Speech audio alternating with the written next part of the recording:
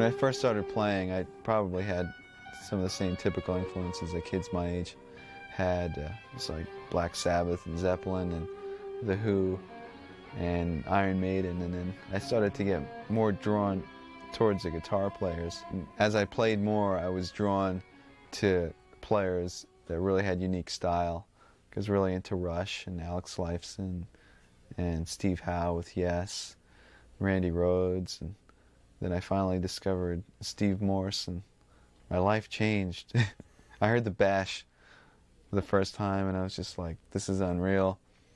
Got every Dregs album, and started getting into Steve and the Dregs, and Al Di Meola and Alan Holdsworth.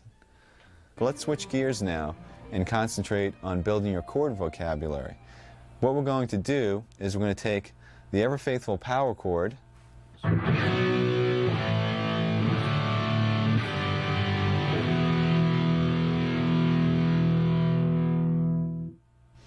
by adding certain notes to these chords, we're going to mutate them, and we're going to add some colors and drama into basic chord progressions. So let's first make sure everybody knows what the power chord is. Basically, it's a two-note chord consisting of the root and fifth. For example, a B power chord would consist of B and the fifth F sharp. Now you could expand and you can double the B, or you can put the fifth in the bass, which makes the chord sound even heavier, so the F sharp will be below the B. This is really effective.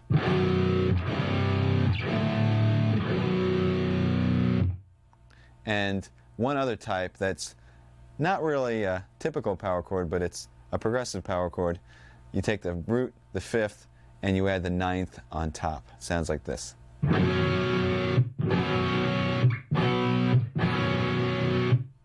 To explore this topic a little bit further, you have to understand two things. First of all, which notes can be added to the power chords, and second of all, how those notes affect the name of the chord and also the function of the chord in the progression.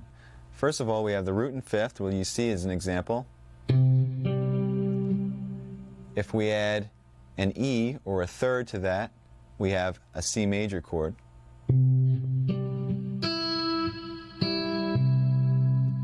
If we add an E flat to that, which is a minor third, we have a C minor chord.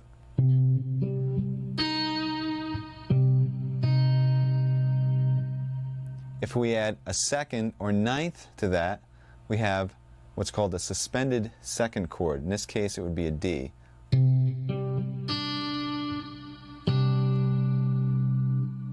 If we add a fourth to that, we have what's called a suspended fourth. In this case, the fourth would be.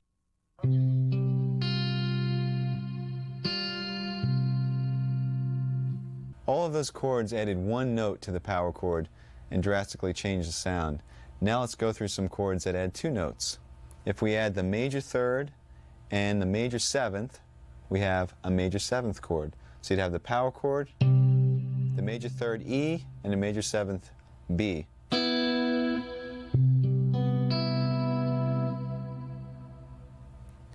If we add the minor third and a flat seventh, we have a minor seventh chord. In this case, it would be an E flat and a B flat.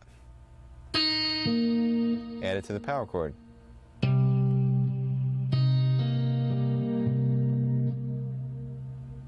If we add a major third and a flat seven, we have what's called a dominant seventh chord. In this case, E is a major third, B flat is a flat seventh, added to the power chord.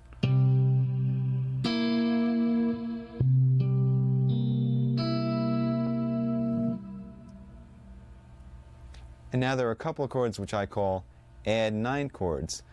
What they are major and minor chords, so we're going to have a major and minor third added, and on top of that, the ninth as well. A major add nine would add a major third E and a 9 D.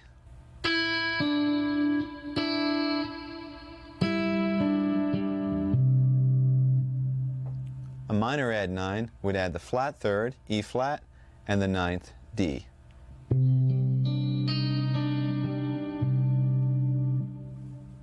Now let's talk about how the 11th added to the power chord changes the name. We'll keep the major third and we'll add an 11th, and we end up with a major add 11th. Here's the power chord, here's the major third, here's the 11th. Don't worry, we won't be playing these fingerings. And the final chord is a minor 11th chord where we add 3 notes: the minor third, the flat 7, and also the 11th, which once again is F. And just to make this easier for now, we'll put the 5th in the bass. Now what this new information allows us to do is to take a simple chord progression that you wrote, maybe you have a great melody going, and develop the sound of the chords to add some spice. Let's say the chord progression we have is all power chords A, F to G. Very, very typical.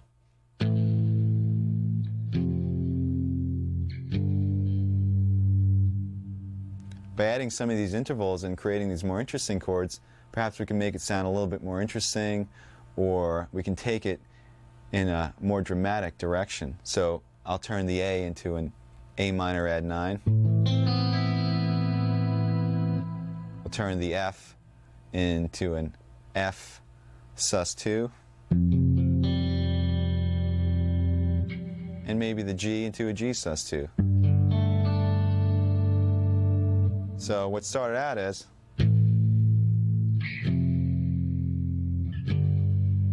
it sounds like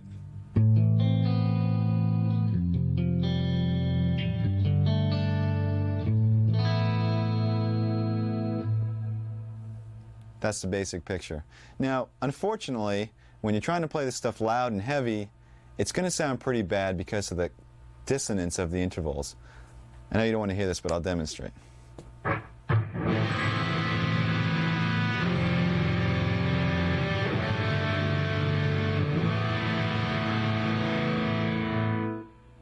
Some of them don't sound that bad, but once we start getting to 11ths and 7ths, believe me, it's horrible. People will cringe. So here's where orchestration comes into play.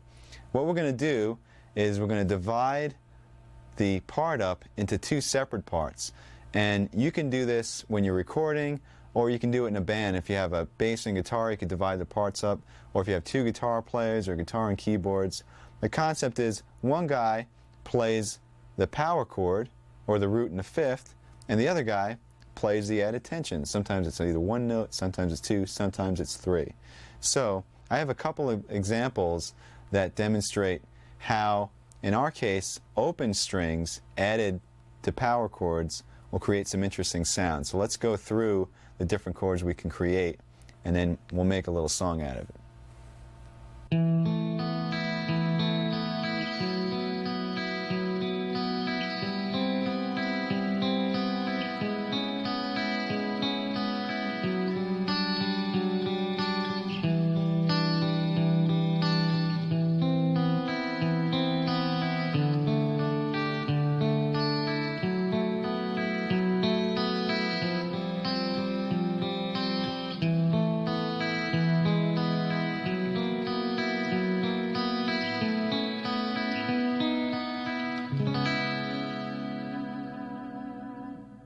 The first power chord was an A.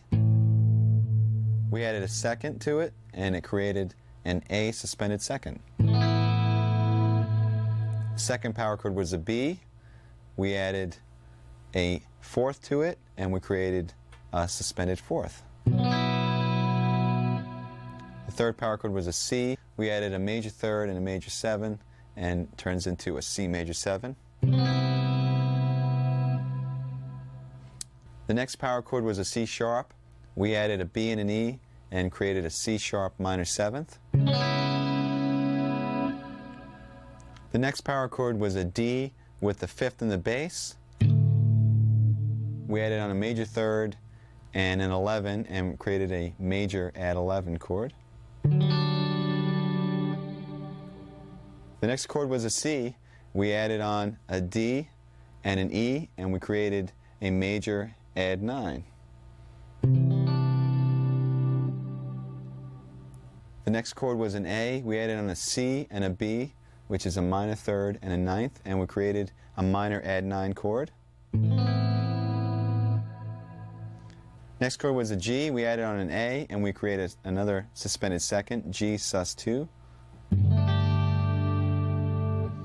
And the chord after that had F sharp by itself in the bass, and we added on a D, an A, and an E. So what we have created is a major chord with an added ninth, but the third is in the bass. Next chord was an F sharp. We added on an A, a B, and an E, and we created an F sharp minor 11 chord. Chord after that was an F. We added on a G, and we created an F sus2.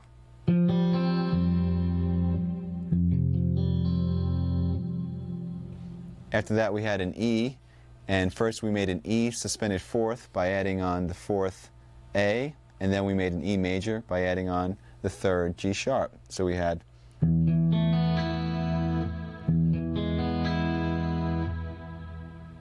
the next chord was an F sharp. We added on an A sharp, a B, and an E, and we came up with an F sharp 7 add 11. The chord after that was an A. We added on a B and a C sharp to create a major add 9. And the second to last chord was a B, and we added on a D sharp and an E to create a major with an added 11th. And we end the whole thing up on a C sharp minor 7. Okay, so I'd like to demonstrate with the sequencer what this sounds like with the two parts divided up. So I'll play with a heavy sound, the power chords, and the sequencer will play the picking part that I demonstrated before. And instead of having an ugly mess trying to play it all together with distortion, we have a nice collaboration of the two parts. And this is great when you're recording because you can add a lot of fidelity. You can have a great heavy sound underneath, and then with an acoustic or a super clean guitar you can do the picking, or that could be piano, whatever. It adds a lot of dimension to your writing. So let's hear what that sounds like.